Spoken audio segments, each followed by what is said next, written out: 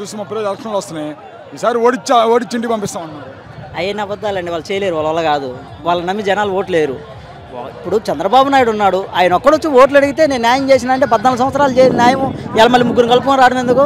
14 సంవత్సరాలు ముఖ్యమంత్రి చేశాడు కదా చంద్రబాబు నాయుడు, మళ్ళీ ముగ్గురు వాళ్ళిద్దరిని తీసుకొని రావడం ఎందుకు? అతను ఎక్కడే వచ్చి న్యాయం చేసేవాళ్ళు. ఇప్పుడు ముగ్గురు వస్తున్నారు కాబట్టి ఖచ్చితంగా వాళ్ళు ఓడిపోతారు, కూటమి ఓడిపోతుంది. జగన్మోహన్ రెడ్డి అధికారంలోకి వస్తాడు. కానీ ఇక్కడ జగన్మోహన్ రెడ్డి అధికారులకు వస్తారన్నారు కదా మీరు. మరి జగన్మోహన్ రెడ్డి ఈసారి రాని అన్నాడు పవన్ కళ్యాణ్. సార్ రాని అన్నాడు పవన్ కళ్యాణ్ రానిచ్చేదే ఉండి జనాలు కదా ఓట్లేసి, జనాలు గెలిపిస్తుంటే పవన్ కళ్యాణ్ ఎవరు రాని నాటికి రాకుండా ఉండడానికి ఆయన ఏమైనా ఓటేసి ఆయన ఒకరితో జగన్మోహన్ రెడ్డి వస్తున్నాడు రాడు కదా. జనాలు ఓట్లేస్తున్నారు, పేదలకు న్యాయం జరిగింది, పథకాలు ఇచ్చి ఆయన ఏ మాట అయితే లాస్ట్ టైం మేనిఫెస్టోలో చెప్పాడో 2019 ఎలక్షన్లో ఏ విధంగా అయితే మేనిఫెస్టోలో మొత్తం సక్సెస్ చేశాడు కాబట్టి ఇలా నాకు ఓటేయని అని అడుగుతున్నాడు. దానికి పవన్ కళ్యాణ్ ఏం చేస్తాడు? దానికి ఏం చేయలేడు. పవన్ కళ్యాణ్ వల్ల ఏం కాదు.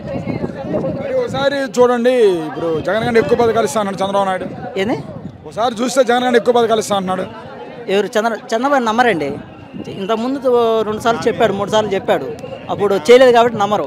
అందుకని జగన్మోహన్ రెడ్డి 2019లో చెప్పాడు, చేశాడు, న్యాయం జరిగింది కాబట్టి బీసీ మైనార్టీ ఎస్సీలకి అందరూ పేదోళ్ళకి న్యాయం జరిగింది కాబట్టి అందరూ పేదోళ్ళంతా ఆయన పక్కన ఉన్నారు, ఆయనకి ఓట్లు వేస్తారు. కానీ ఇప్పుడు అసలు బీసీలు పెద్దపేట వేసిన తెలుగుదేశం పార్టీ అని చెప్పేసి వాళ్ళు అన్నారు. లేదు, బీసీలకి పెద్దపేట వేసింది జగన్మోహన్ రెడ్డి. బీసీలు ఉన్నటువంటి అన్ని కులాలు ఉన్నదని తెలుసుకున్నది కూడా ఆయన ముఖ్యమంత్రి అయిన తర్వాతనే తెలుసుకున్నాం. చైర్మన్లు కానీ డైరెక్టర్లు కానీ ఇచ్చిన తర్వాతనే ఇన్ని కులాలు ఉన్నాయి బీసీలకు తెలుసుకున్నాము. బీసీలకు పెద్దపేట వేసింది మటుకు జగన్మోహన్ రెడ్డి. బీసీలు అంతా కూడా జగన్మోహన్ రెడ్డి అనకే ఉన్నారు 100%. మాట చెప్పండి, జగన్ సొంత నియోజకవర్గం పులివెందులు ఓడిస్తామన్నారు.